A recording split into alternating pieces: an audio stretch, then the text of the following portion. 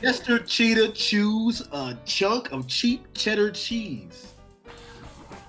What's going on, everybody? And Welcome to chewy Whatever We Want chives. podcast. I am one of the hosts of the show. I go by the name of Jazz, Super Jazz, SJ. Super jazz.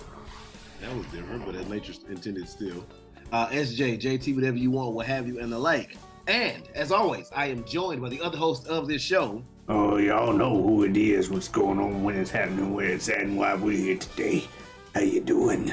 It is I, the sublime, the magnificent, big ugly himself, Omari Ellis, Teo Grande on YouTube, sometimes referred to as Pete on the show. I'm here as well. Why am I talking like this? That's a good question. Well, like I said, this is the Whatever We Want podcast, where we do just that. We talk about whatever we want. We do not lead this conversation. This conversation leads us, and we let these chips fall where they mocktober. Every October and No, every let's Wednesday. Yes, and don't look too deep into why I'm wearing the jersey. It actually has no purpose. It's just I felt like wearing it today. Oh, you want some news on the Panthers? They still suck. Winless. 0-17. Gonna make history this year. I'm done. Hey, so, Pete, check this out. So, you planned it out for a few months, let's say 3-ish, 4-ish. Tell everybody you're gonna go do the thing. Most of the people you tell, they're like, hell no, hell no, hell no, I don't know, hell no, I'm not gonna do it, not gonna do it. So you get, some other people to join you. But, for various reasons, four of you, yourself included, goes down to just you. For good reason, bad reason, people can't do it. Okay, cool. So you realize, okay, well, you know what? It's now or never because it's gonna get too cold. And when it gets too cold, you can't do it no more. So you gotta make sure you can still do it while it's still warm, right? So you plan it out, and of course, your mom, your dad, your brother, they're all like, "Good for you. I might be there if I can, but brother got to work, dad can't make it. Mom said, I'm gonna join you in support, but I'm not gonna do it, right?" So he's like, your mom says, "How far out is it?" It's an hour out. An hour out? Well, you got to go an hour out because you can't do this stuff in the city. So you got to do this stuff on the outskirts of town where it's open, right? So then you get there. Mom is like, "Yo, this is some crazy stuff. And I'm so happy to, be here with you and everything like that." So you get there. Mom's like, "I got a tripod. I got a camera. I got all this stuff to record. We're going to make a whole day out of it." So you get there at the time, 3 o'clock that you said, not scared, not nervous, just ready like Freddie, just ready to go. And they say that the time that you get there is not when you are going to do it. It's just when you get there, at least, prepare to wait at least 2 hours before you actually like go, because they can only do so many people at one time to do the stuff, right? The instructors can only do that. So you get there, say, you get there 30 minutes early-ish, maybe. Take a little golf cart from where you are to the site where you can watch, but you're not participating. You watch everybody else doing the thing that you're gonna do and stuff.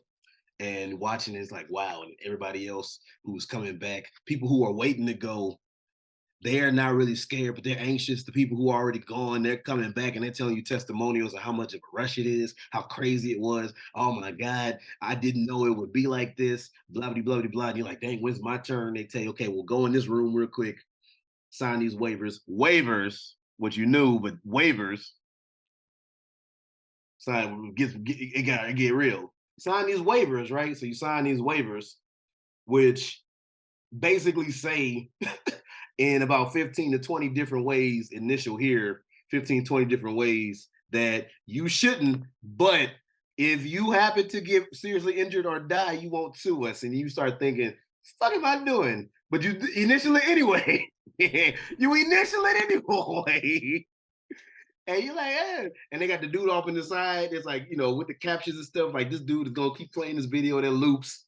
It's a video that loops every 7-ish minutes with this dude saying all this legalese about how much, we're going to make sure that we protect you and all this stuff. But at the same time, you waive your right to sue, just letting your ass know that what you're doing in and of itself is fun and it is smart, but deep down, it's fucking stupid as far as common sense goes. But hey, good for you. But legalese says, bitch, you won't lose this case. Okay, cool. And you just sitting there the whole time while that's playing and you listening to it. But then over here, they got the video of all the instructors with everybody with dope ass fun upbeat music playing and all this music and everything of people who are actually doing the shit and having the time of their life, right? And you sign all these waivers and everything like that you finish, but they got to keep running, they got to go here and pick these people up and they got to take them back to the cars to the other spot. But then these people are jumping and everybody's jumping and you're waiting. And then finally it's your turn to put on the harness. So you put on your harness. Start talking to the instructor. Hey, what do you do? Well, I'm a cook and I'm an actor. Really, an actor? Wow, dang. Oh, okay. Yeah. I've been acting for this long, blah, blah, blah, cooking this long. It's like, we start talking about stuff. It's like, oh, so is this all you do? It's like, no, actually, I sell medical supplies. That's the last thing I thought you would say, but okay, bro, that's what's up. So you start talking, meet people. People, start asking. So then they can only take, 2 people at a time when they do the thing. So then it comes time. Well, first they go over the instruction on the ground. They say, okay, when we get up in the air, this is what we're gonna be asking you to do before it's time to go. So we're gonna be in the plane. Then we're gonna say, sit back on your heels, and you're on the bench. You and 3 other people, y'all on the bench while the instructor's going over it on the ground. Sit back on your heels. That's what we're gonna be telling you to do because the plane is but so big, and we just want to make sure that you can do it. Then, when it's time to, we open the door. We open the door of the plane in the air. When we open the door, I'm gonna put my foot out. You put your foot out next to mine. We're gonna lean forward. Then we're gonna lean out. And if we tap your legs, that means while we're falling, we tap your legs, that means pull your legs back. If we tap your arm or say something to you, that means pull your arms back or whatever, so you can fall properly. Well, okay, cool. You do it on the ground. Okay, cool. And the whole time, the whole day, I was not scared. I was not scared. I was not nervous. I was ready because I had so much time to wait. And I'm just watching. I'm ready. I'm ready. I'm ready. I'm like, cool, cool, cool, cool, cool. When I got in the plane, and the plane fits 5 people. It fits the pilot, both instructors, and then the 2 people that the instructors are taking with them. When I got in the plane, they closed the door. That's when the fear. That's when I got nervous and scared. I was like, oh shit. I'm about to actually fucking jump out of a plane and go skydiving. I'm really about to do this shit. That was when I got scared, but I was like, hey, whatever, it's all good. Because I was still ready. But I was like, oh shit. So they close the door, we get in the plane, and I got the package where it's like with this particular company, it was $230, which I saved my money because I wanted to do it. So it was $230 if you just jumped, but it was $400 total if you jumped and you got the picture and video package. And I was like, well, I might not never do this shit again. Hell yeah, I'm gonna get the video and picture package, right? So I'm gonna pay, basically my rent money to do this shit, right? So we in the plane, and the dude has a way he can strap. He has a camera he can strap to his glove, so they can take the photo, and it's high def as fuck. So he's checking in with me. How you doing, Jazz? What we doing today? All this blah blah blah. So we get in the plane, and like I said, that's when they close the door and we start going up. And that was when I was still ready, but I was like, what the fuck? Holy shit. I'm really about to do this shit. So then we started getting to I guess the cruising altitude or the jumping altitude or whatever the fuck while we're in the air and shit. And there was one guy who was before me. And then my instructor, when it's time to turn around so he can start hooking himself to me for the tandem jump, talking real calm, which I appreciate. But part of me was like, oh shit, he's talking, and all this noise and stuff. I'm like, shit, I gotta really, really listen because all this I'm like, I don't want to. Well, yeah, like in the air, all the noise from the. I was like, I don't want to miss shit this man is saying right now. But he's like, okay, I'll turn around, blah blah blah. He's like, hey, well, they're gonna say 1 minute. When he says 1 minute, that means put on the goggles. They give you goggles. That means put on the goggles. So then they're gonna go first. Then we're gonna scoot over to this edge, and it's gonna be our turn. Blah blah blah blah. Okay. All right, cool. So 1 minute.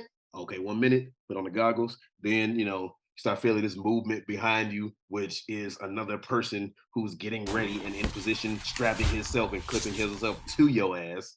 And it's like, oh shit, okay. And that was the only time the whole day, only for a few seconds. But when they said 1 minute and the man clipped himself to me, it was the only time that I thought, I don't think I want to do this shit.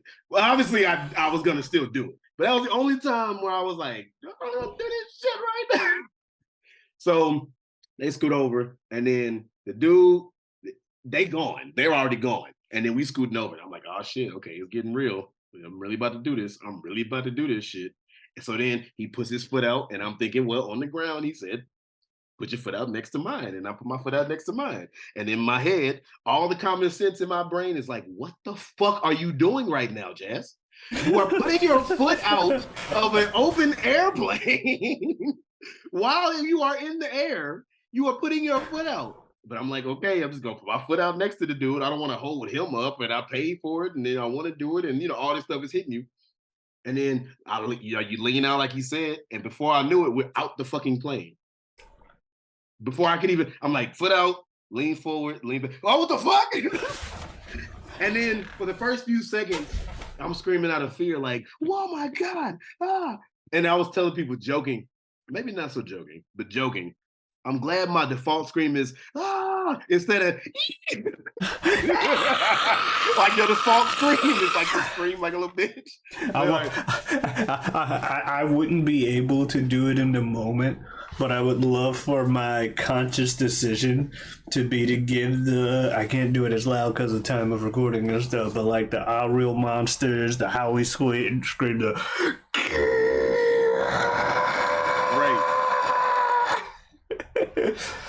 or just hit him with the Goliath, or try to war scream like I'm Goliath from Gargoyles. See, now if I do it again, but this is the thing. But so no, I'd be too scared. And I'm hoping I have a decent default scream, but I would love to, in the moment, think about it like, screw it, let's have fun with it. How many times can I do this? It's like nobody else was around, and I don't care about what the fuck the instructor says. So I didn't care about what I look like, but it was just funny. Not saying that you are, but I'm just saying it was just funny that like my default screen wasn't. It was like but like the initial few seconds is, what the fuck? I'm falling through the sky. Oh shit! Oh shit! But then after a few seconds, then I'm like, wait, the instructor is calm, which he should be. They said he's jumped like I think you have to clock so many 100 jumps to legally jump by yourself, and then the instructors have jumped like over 1,000 times that they told me. So of course, so to him, he said he still loves it, but he's done it so many times, it's like second nature shit. So I'm like, the initial scream is like, what the fuck? Because like I said, before I knew it, we were out. So I'm like, oh shit, But then after a few seconds, then it goes from screaming out of fear to screaming out of like, oh my God, this is fun as shit. So I was like, oh wait, yeah. And then he shoots the shoot up, does a little more movement, which I guess is like him adjusting me so I'm not as tight to him. And adjust me, and then after you get over the rush of like, oh shit, like somebody else asked me, what was it like falling through a cloud? And I said, I think I was just so like freaked out about I fell out of a plane or jumped out of a plane or whatever that I didn't even realize I fell through a fucking cloud, right? I didn't even realize. Like, you look on the pictures, you see all clouds around me. I don't remember what that shit was like. I remember, oh shit, I jumped out of a plane, right? But then when he puts the chute up, adjust whatever, and we're floating, it was so peaceful. It was one of those moments where you're floating down to the ground. It was one of those moments where it's like,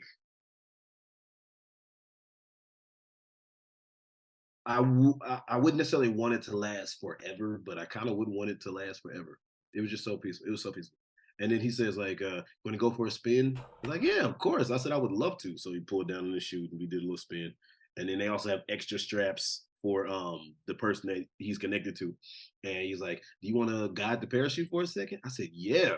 So he's like, "Okay, put down the left side." We go to the left. Put on the right. Like, okay, cool. Okay, he tells you where to guide it. It's not like, Well, yeah. yeah.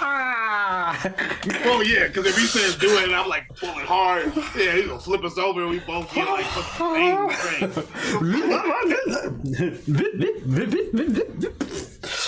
he would be a terrible instructor if he said you want to guide it and then just let me fucking just Jesus take the wheel and shit. I'm about to say, I don't know if I can do that. I would have been like, nah, you got this. I don't know shit about where I'm going.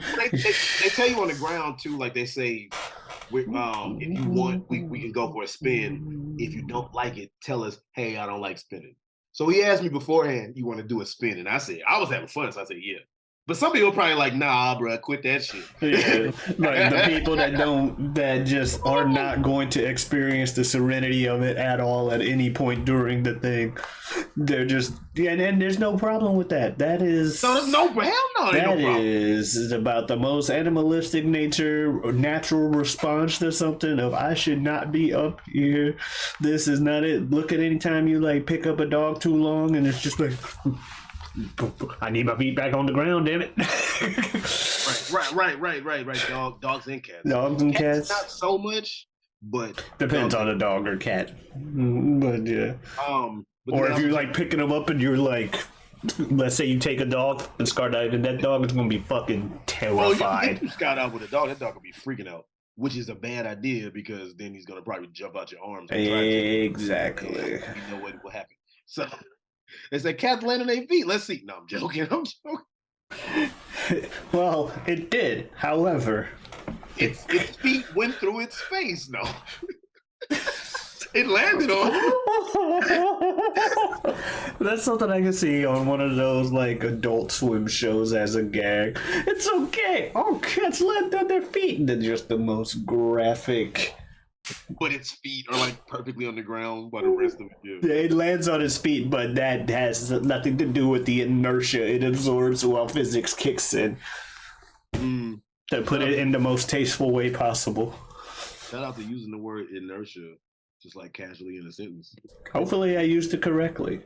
I think you did. Yeah, that's what I'm saying. Shout out to but no, so when you're on the ground, they take they give all instructions of what they're gonna say in the air. So they say, like I said, we're floating down, and they say when we get down, close to the bottom, we're gonna tell you lift your feet as high as you can, lift them as high as you can, right? Pull them to you and all that stuff. It's like, okay, cool. So he tells you pull your feet to you, basically because you're about to land and they don't want you fucking your feet up or fucking the landing up. So you pull your feet to you, and he landed, and it was smooth. It was a little bit rougher than I thought. It was more like if I just kind of jumped and like hit my ass a little bit on the ground. Not even like hard, not like a Hogan leg drop hard. Just kind of like it was like, oh shit, like, okay. But then after it was over, it was like, oh shit, I just did that. I was so hyped because that adrenaline, I was so revved and so hyped. And I was containing it because I wanted to, and again, it's late, so I can't. But I wanted to scream, oh shit, and just like shake the nearest person. Obviously, I couldn't do that shit. I mean, you could. They probably seen it. My mom too, because my mom was with me. And well, she said, that probably would cut back on the profanity just instinctually. Oh, my mom. Oh, but no, my mom was with me, and she said if she had gone skydiving, she said one thing was she was just saying, I don't think. Let me collect my words. She said that one of the reasons why she couldn't see herself skydiving by herself, because like I said with my mom, even though she didn't jump, but she said if she just went solely by herself, she couldn't see doing that because she thinks she'd just be too hype, and just being like that hype, like afterwards by yourself would be crazy. Because one girl did jump. Shout out to her. There was one girl there who said it was her 24th birthday, and she jumped by herself. Nobody else was there to watch or go. She did it by herself because she knew if she asked anybody else, they would have said no, and that was her gift to herself. I said, good for you, man. but after it was all over, and I was so hyped and everything like that, I honestly, and I can't believe I thought this, but I'm not lying when I say I thought that I would just do it to say I did it and be like, yo, when I'm twice my age now, I'd be like, yo, man, when I was 32, I jumped out of a plane and I got to do it again. I have to at some point in the future. And I feel like it's going to be the not too distant future, but at some point in the future, man, time and money willing, I got to do it again. I have to. It was too much fun. It was such a rush. It's indescribable. I can describe it to you, obviously, but it's indescribable. I'm gonna have 2 Tom Cruise friends. Who's the other one? The one that looks like fucking Tom Cruise. Oh, word. The one that y'all call. No, he doesn't look like it anymore with the facial hair, but when he was shaved in high school, he looked like Tom Cruise. But he does shit like that? No, but he looks like Tom Cruise, so we call him Tom Cruise. And you sound like you're gonna start jumping out of planes and shit like Tom Cruise. So I'm gonna have 2 Tom Cruise friends. Well, I'll tell you this. I always said I'll never go bungee jumping. I said I would skydive, but I won't go bungee jumping because I got an expert, strapped to me with skydiving, right? So, okay, yeah. I said bungee jumping also, I was like, man, that feels too much like jumping to my death. Like it feels too much like I'm just head first. Tell me why about 2 days ago or so, I was like, really, Jazz? Oh, well, bungee jumping in St. Louis. I might end up going bungee jumping at some point. I don't know, man. It's crazy how I do one little skydive and then all of a sudden it puts stuff. Listen to me sound like how people just cliche shit, but everybody says, but it's so true. But it puts stuff into perspective in the sense of just like, one, if I can do this, right, which a lot of people won't fucking do, but if I can do this shit, what's holding me back from doing a lot of stuff that's bothering me? What's holding me back from talking to that girl? Or what's holding me back from trying to get that job? What's holding me back from going out for this audition with the acting? What's holding me back from whatever, right? Also, it puts stuff into perspective in the sense of, which but a lot of stuff is not as scary. Stuff is never as scary as the anticipation of it. Well, let me not say never. Most stuff is not as scary as the anticipation. Just period. It's just not. That's why when they say when you watch a movie, they always talk about how the build up to stuff a lot of times is more scary than the actual thing is. Or they say in some cases, what you make in your head of what it looked like was scarier than anything we could have actually shown you. Like you hear people say that in thrillers and shit. So that's another thing too. And I don't know, it's just a few things to put in perspective too, man. Like, sometimes you just gotta let go, all that shit. And like I say, as much as I was ready for it, and like another thing to like trusting people, because I paid the motherfuckers money, but I was trusting the shit out of them people. I was trusting the dude I was trusting him to not want to end himself, first off. Could you imagine? Everything's supposed to work right, but then that's the day when he's like, wife divorced him the night before, took the kids and the money, and then his boss was like, hey, by the way, you're fired. I found out about this. And then all of a sudden it's like, oh shit. And then the next day he just can't think about it. Somebody gives him like a beer on the way in. He's just like, you know what? I'm already jumping off the plane anyway. And then you're in the air. Hey buddy, I tell you right now, I'm sorry. What? That calm, dude. That calm. What? And he just takes his hands off the reins. Or actually, he just grabs him. Hey, buddy. How about this? Let's go for a spin. And he just spirals. He spins belly up. He just spins, so it just causes you guys to go out of control. Like a fucking tornado. And then you just actually... Well, that went to a dark place. I could basically say without even saying... Like my mom and all my family would have sued that place for all they were worth if he did some shit like that. But he wouldn't have had the experience. Dude kills himself on purpose just and takes somebody with them. That's fucked up. We joked about that at work where we were saying like what if you jump out the plane and you pick like the one day where the dude feels like that and he pulls a knife and you jump out and like it's all good and everything, but then the second you jump out, he pulls a knife. You pull that fucking cord, and I'm gonna cut you. And I joked with my dad. I joked with that. My dad was like, I'm gonna have to get cut. He's like, I'm gonna have to get cut. I was like, that's fair shit. I'd rather walk out with some cuts and alive. I'm gonna get cut, bitch. But it puts shit into perspective, man. Like I said, I trusted their equipment, I trusted their knowledge, and I trusted them to care. Even though I paid you, I trusted them to care, right?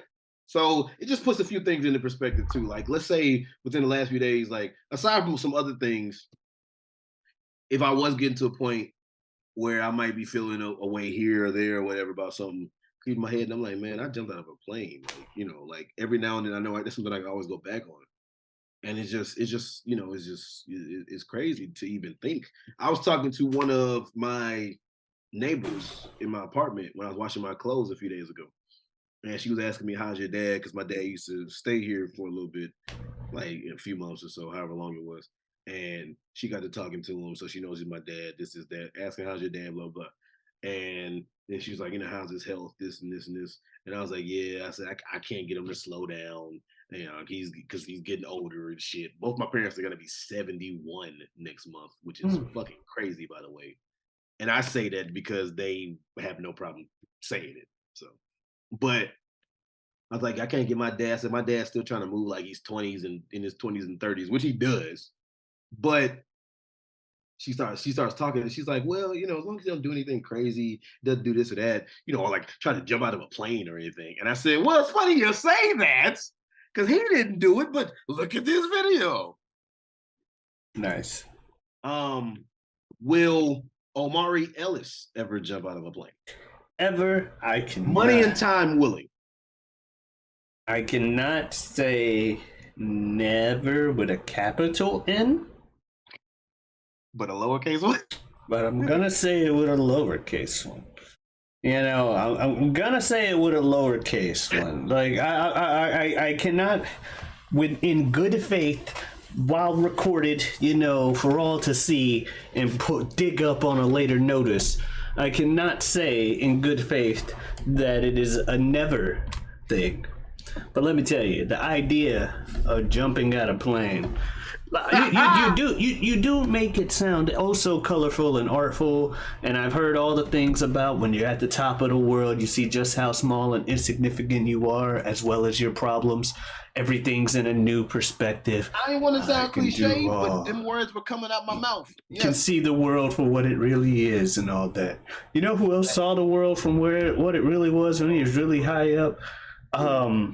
Icarus. I'm going to talk about people who actually existed. But it is a similar note. There's a guy, I believe it was Larry Walters. I mentioned this gentleman I mentioned the source of this video. I don't know the exact name off the top of my head, but the source of the video is a guy named John Boyce or John Bois or whatever. Has a series of videos on YouTube called Pretty Good. It's a bunch of stories that are pretty good. And a lot of them have to do with sports, but some of the ones that don't, really get you. And they're still really good stories. Like he did one about the show 24. I had no interest in the show 24 aside from it's an action TV show. But he does a whole thing about the craze of 24 and 24 and puts it all into a good perspective. He does a thing about... He has a video, speaking of sports, about a college game where the final score was 220 to nothing. I think you talked about that on it. Yeah. So he has a video about this guy, Larry Walters, who wanted to make his own flying machine in the 80s. And he got a bunch of weather balloons, tied them to a lawn chair, and away he went. And he went really, really fucking high, over 1,000 feet, taller than whatever the fucking Sears Tower is. Let's just say. I went to the top of the Sears Tower when I was in Chicago, and it's like 1,400 feet or some shit. Yeah, no, he went Holy shit. up. There was a thing where they said this is the limit of where they legally want you to do things, and then he went above that. So he was up there because his way of controlling things, he had a plan, he had a BB gun and stuff. Bottom line is, things went wrong. Eventually he landed, and had he landed any way wrong, any way like different than he did, he could have risked getting fried on like electric lines and shit. Like, it wasn't good. But the bottom line is, spoilers,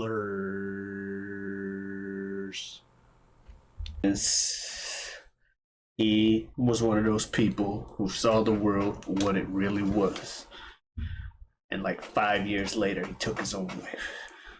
So you could see the world for what it really was, and it not put your things in perspective in a good way, or it can put things in perspective in a bad way. So you know what? I don't know how well I feel about. What the fuck? I was expecting to be like, yeah, he like fell, to his death or some shit. Or no, he landed safely. But then, what the fuck? He landed safely. Hey, just watch the video. I kind of just spoiled the ending, but at the same time, it is a good watch. But you, okay, I would check it out then. But you're saying the series is aptly named, pretty good. But you're saying that you don't necessarily want to do it, not just because of whatever else, but you don't want to do it because you think come 2028 you might decide you don't want to be on this earthly plane no more. Like, what? No, it was just one of those things of like, I could see it as perspective, but to take the most extreme example I've ever heard, and no one says that's the reason why he took his life. It's just one of those speculations. He might have seen the world for what it really was and decided, you know what? There you go.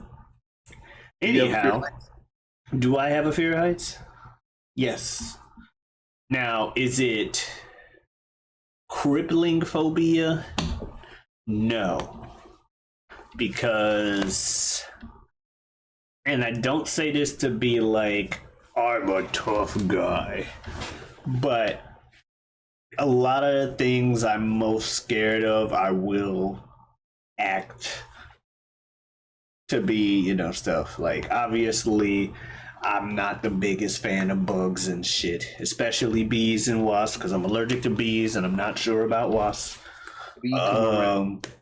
We've been chilling. The bee come around. Yeah, like I said, I will do that. Oh my god! It's like, okay, y'all, I get it. I don't like it either. Anyway. Well, are you allergic, Jazz? Well, that's right. You said you're allergic. That is a difference. But there's still times where it's not like it'll keep me from going outside, won't keep me from like walking past the bush. I'll like be fucking scared as shit. But like, hell, we were on some tours this past weekend, not the weekend that just passed, but the one before that, and the tour guide was talking, and though I was listening to him, and though my eyes were locked on the fucking bee just flying around like the other side of the tour group, and I'm just like, but I'm still listening. I'm still there. I'm not like, oh guys, we gotta fucking, there's a bee there. I'm still able to do, it didn't cripple me, though it highly concerned me. And I feel like heights is another one of those things. I am highly concerned and very afraid of falling off, but I haven't been crippled by the fear just yet. So that's also why I'm like jumping out of a plane, and if it's for like, let's say it's a movie in a really controlled environment, it's not the first kind of movie I would sign up for, but to say I would never do it is a lie. Like I said, with a capital N, I can see situations wherein it would be possible because there is a curiosity to me, an inquisitory aspect of my being since I was a child that is like, but to see the world from that aspect. And I mean, I'll look at little planes and wonder, what it's like to fly. Sure. But that's with the most assuredly safety precaution ever. I'm in control of my speed of my descent because I can fly. Because I mean, at the same time, whenever you get in a plane, obviously it is much more controlled and you didn't voluntarily jump out the bitch. But you are putting all your trust in that fucking pilot. And like, hey man, like I trust that you know how to fly this big contraption because a lot of people say that scientifically a plane doesn't make any sense because of the fact that it's so heavy and so big and that it can still somehow take descent because we're told that things that are this heavy and this big and the fact that it's not flapping its wings but it's picking up air through thrust and shit. So a lot of people say like scientifically it shouldn't make sense, but scientifically calculations wise it does. But you putting your trust in the pilot, but it's a much more controlled aspect as opposed to every time you get in the car with somebody, you putting your trust in the driver, but you didn't open the fucking door and jump out the motherfucker. So it is different.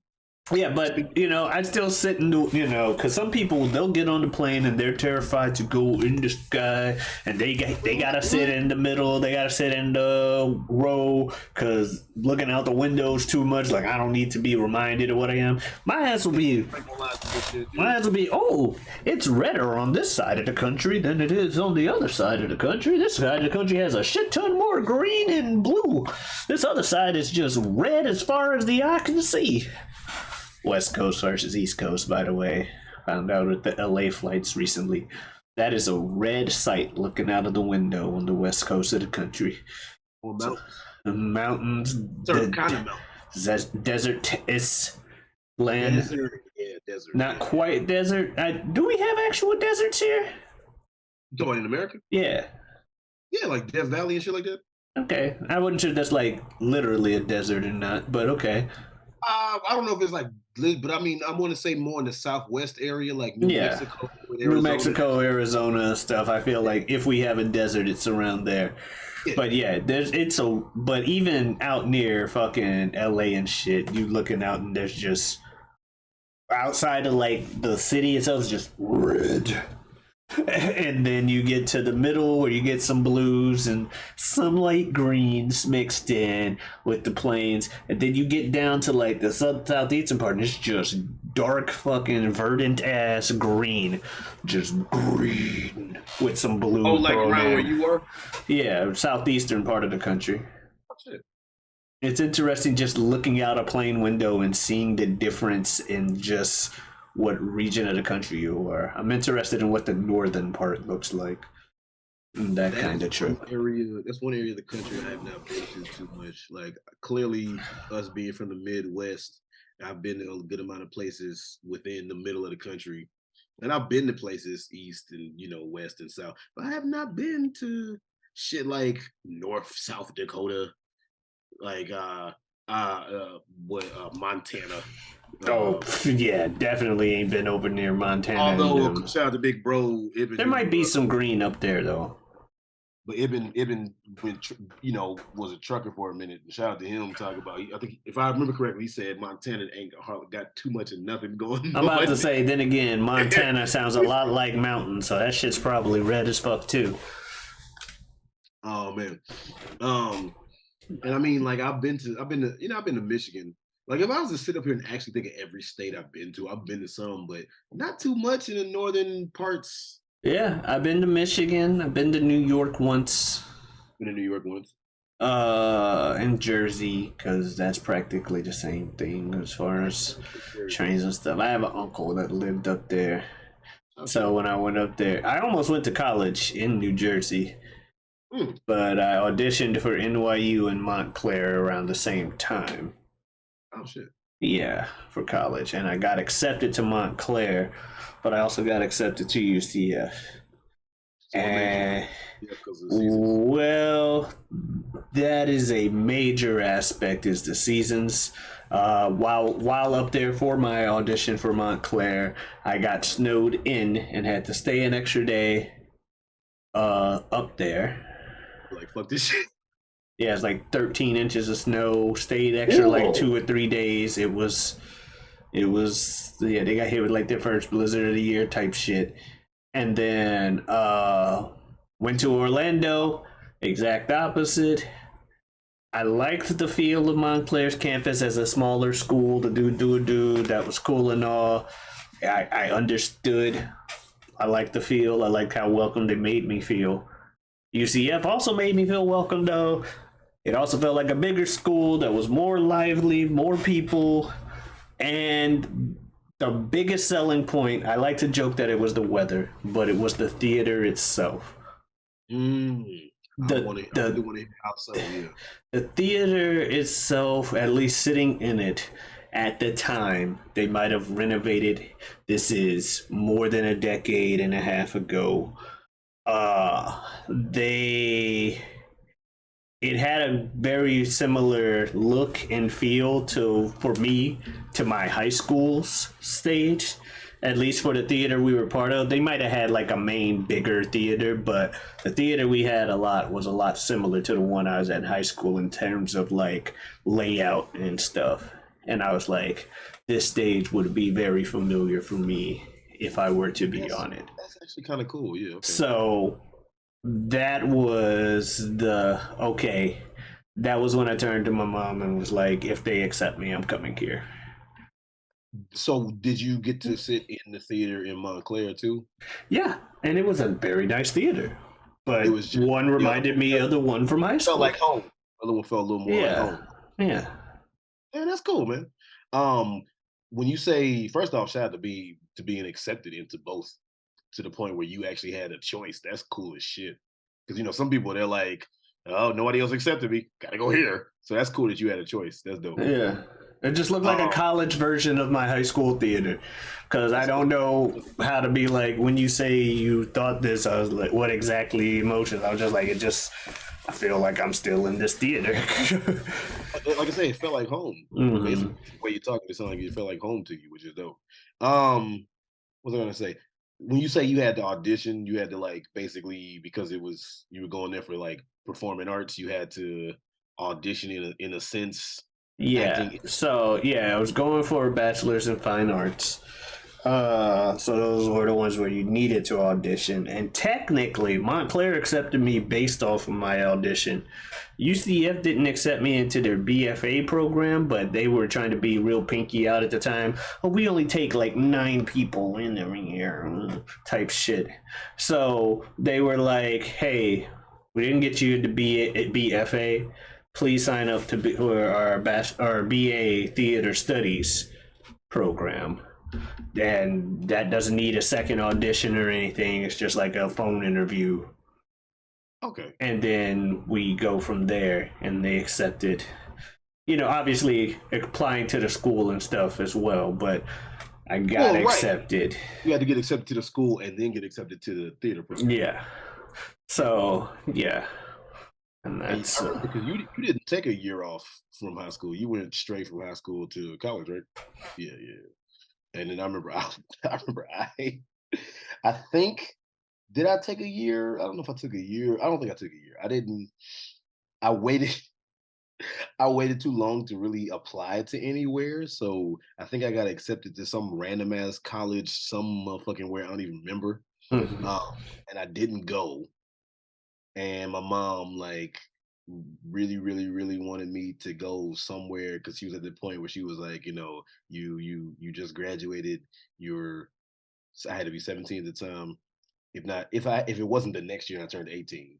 But she was like, do something. She was really like, out of love, but like, you gotta do something. Come on, go to college. What are you doing? So I ended up going to St. Louis Community College at Forest Park, or Forest Park College, as everybody calls it.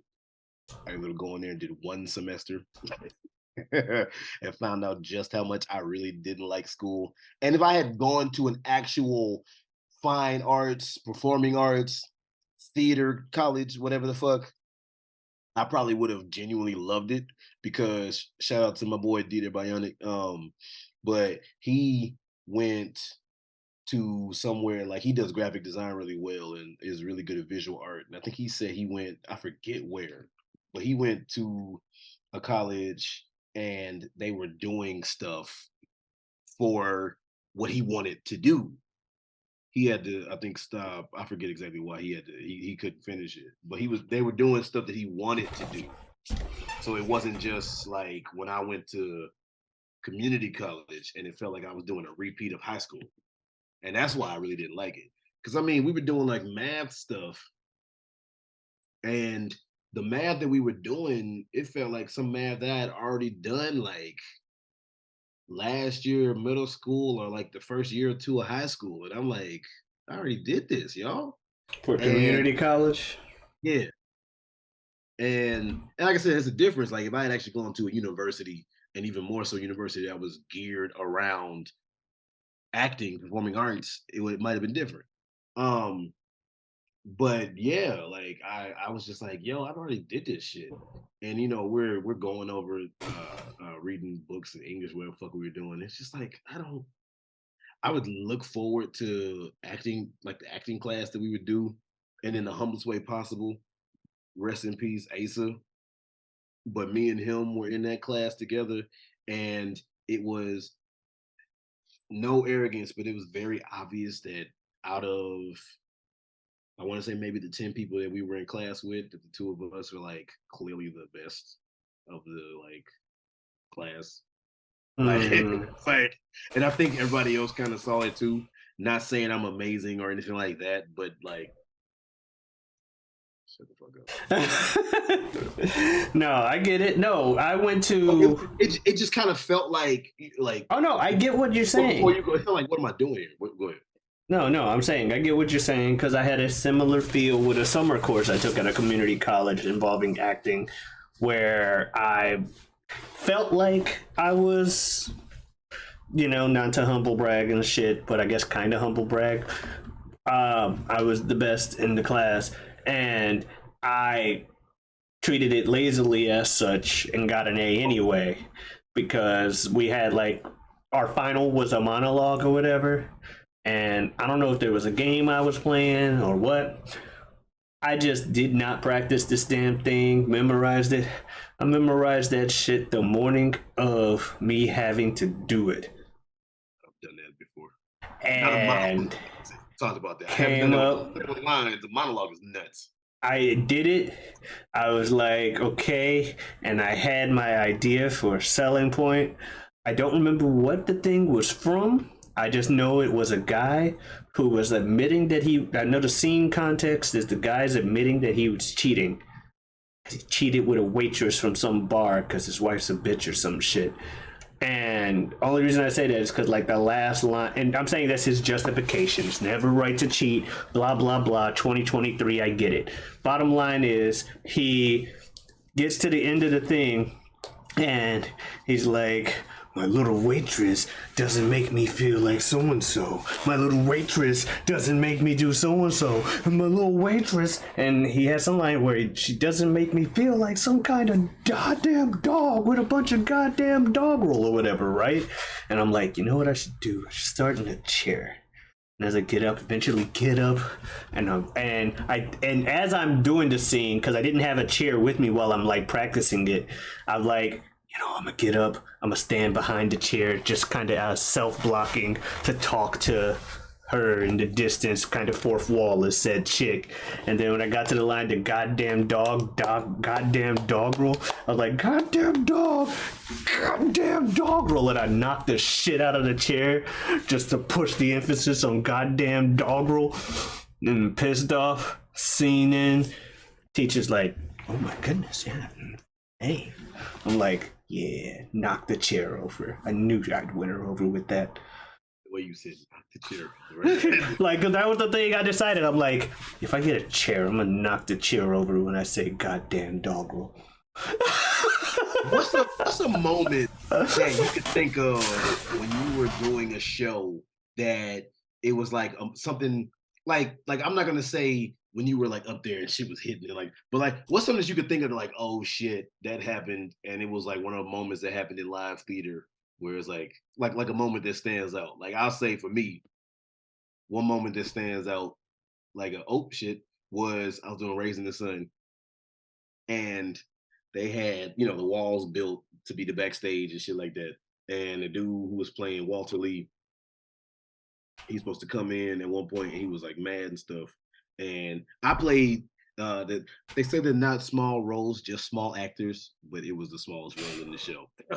But no, I played the small role in the show by the dude who gives the bad news that the guy ran off with the money. So you So were this- both. Short.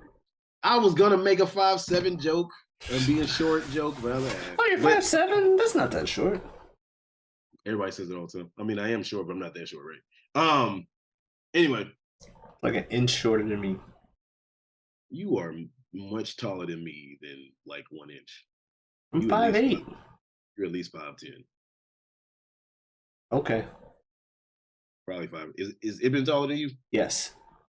Okay, Ibn 6 flat. So Yeah. Oh, I'm not. I'm still below average.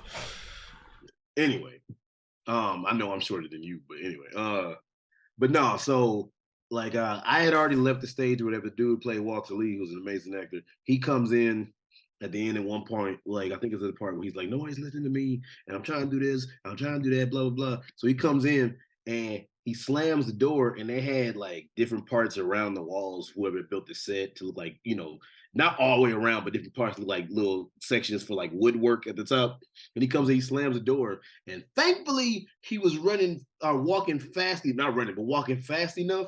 This dude slammed the door, and it timed out just in time that him slamming the door. If this is him, it's boom. That shit fell right behind him in the middle of a show, like, and then I heard like some shuffling. I was like, what the fuck? Like, I was like, what the fuck is going on?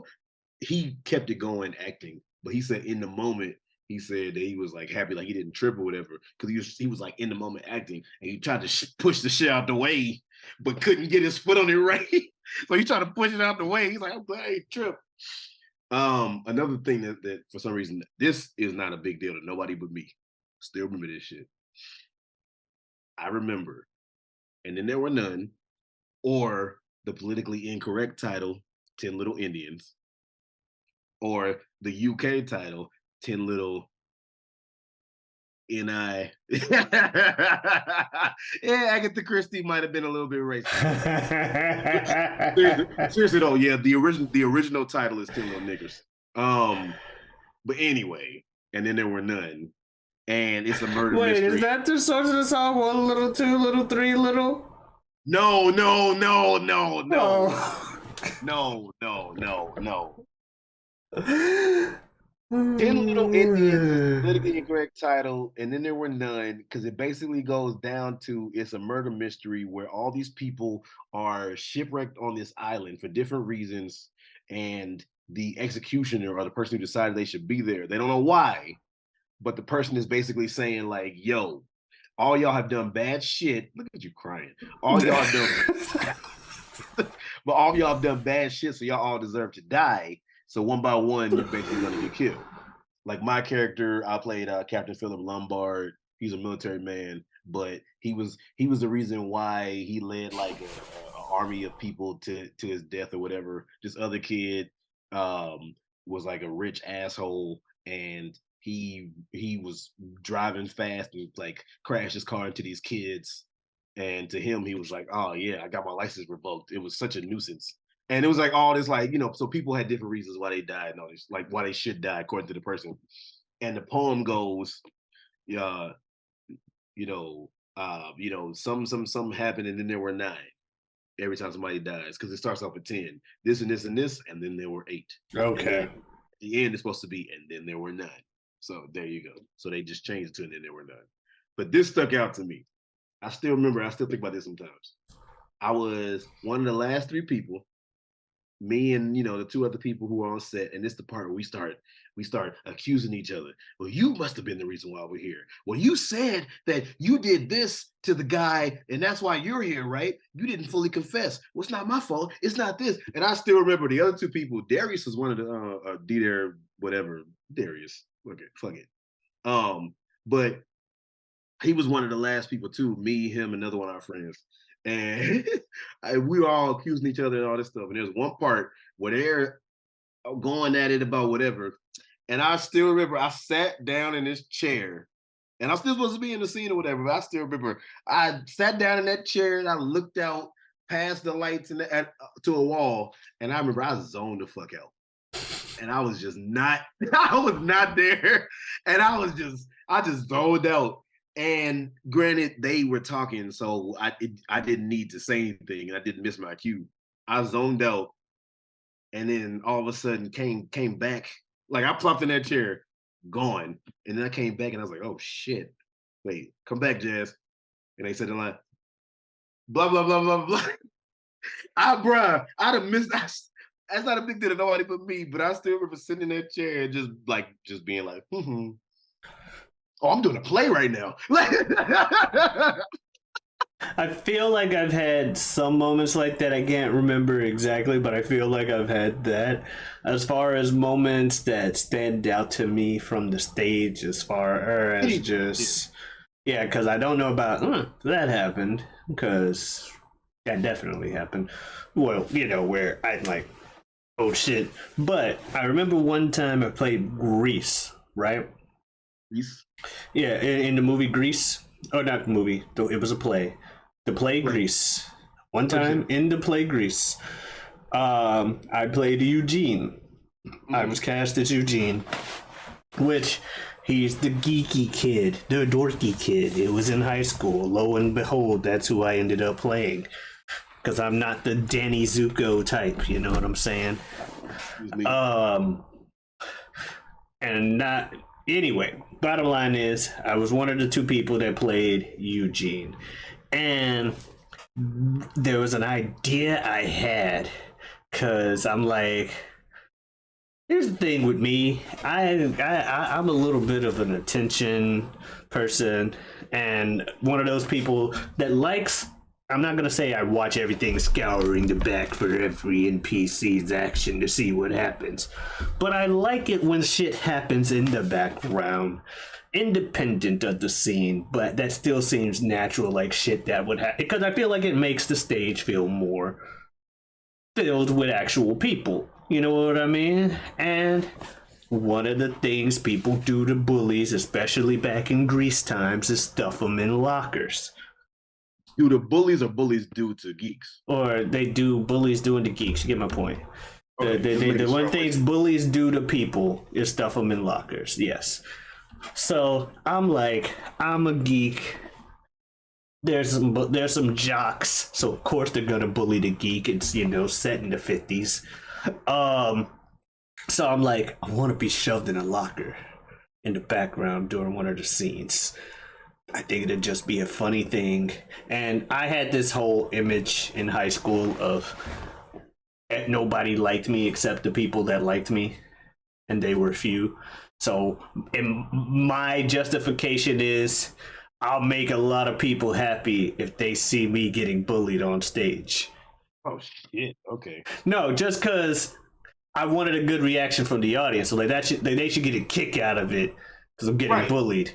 And because I was weird. I was weird. I had my own self-centric view of the world in high school. Apologies to anyone that affected.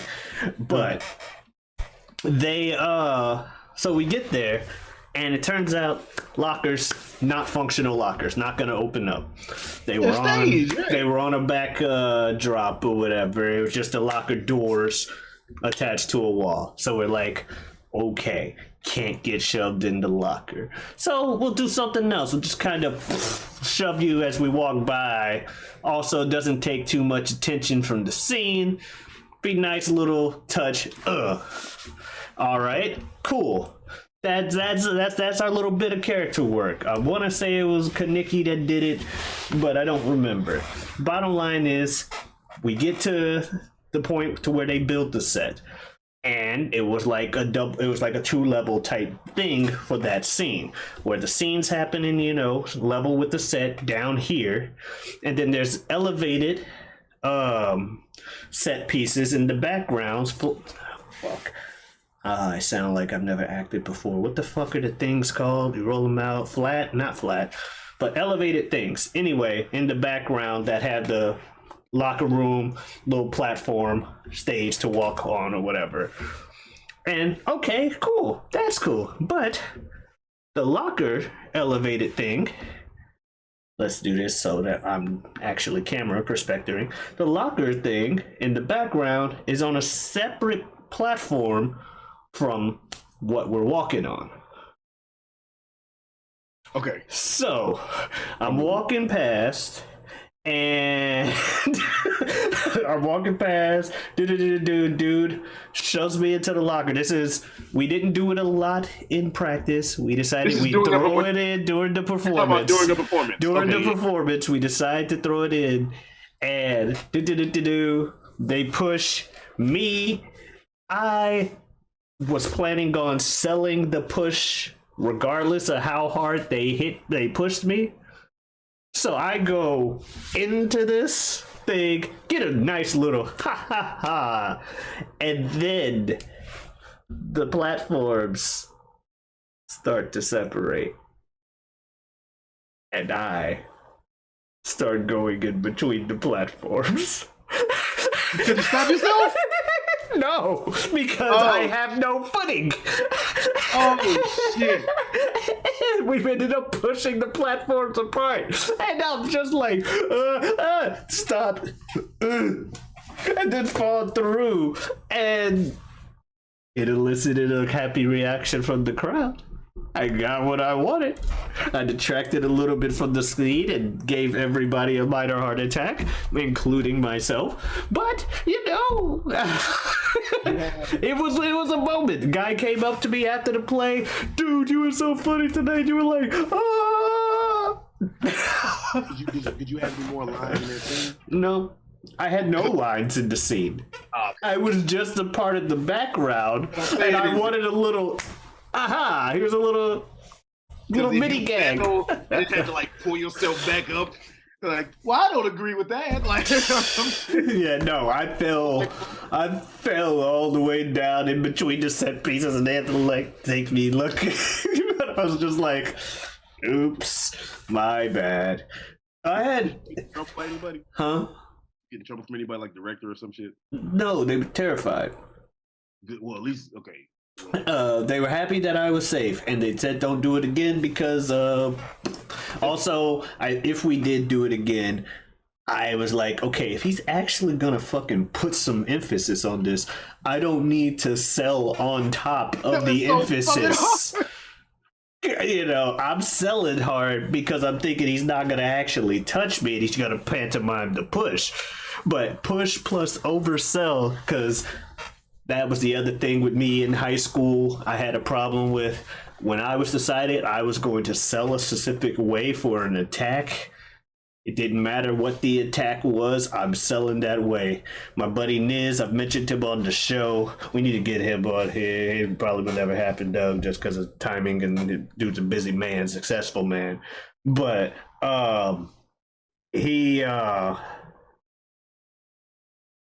Niz.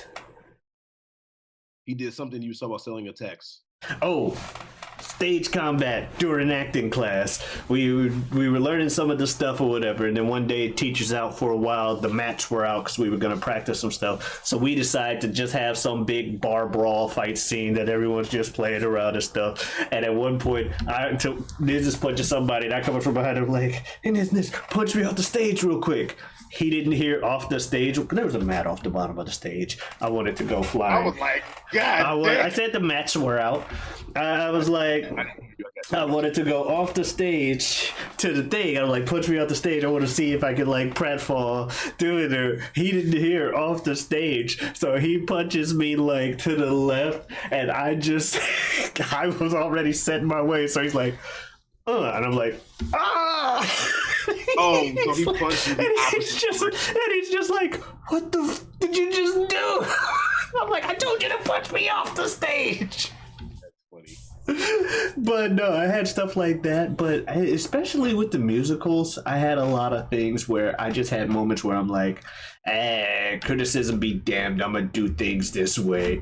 Especially if I was like an extra or something, or a small role, I was gonna do something in the scene. Like I mentioned before on the show the line that my favorite inside jokes are the ones where I'm the only one on the inside. And so I was so the beginning of Little Shop of Horrors, there's a song called Downtown or Down on Skid Row or whatever. And a lot of the musicals in my high school, we did double casting, where some nights one cast would go, other nights another cast would go. Not so much understudy, but just Yeah, literally, we're both the people. Okay, Little Shop, there were 2 Seymours, 2 Audreys, 2 Mushnicks, 2 Orange Scrivello DDSs. Guess which role I was? I think you've already said it on the show, but I saw you in that too. So. Yes. Well, also Orange Scrivello DDS, because I highly doubt anybody that didn't play the character. Actual name and not the dentist. Yeah, or would try to go out of their way to include the DDS.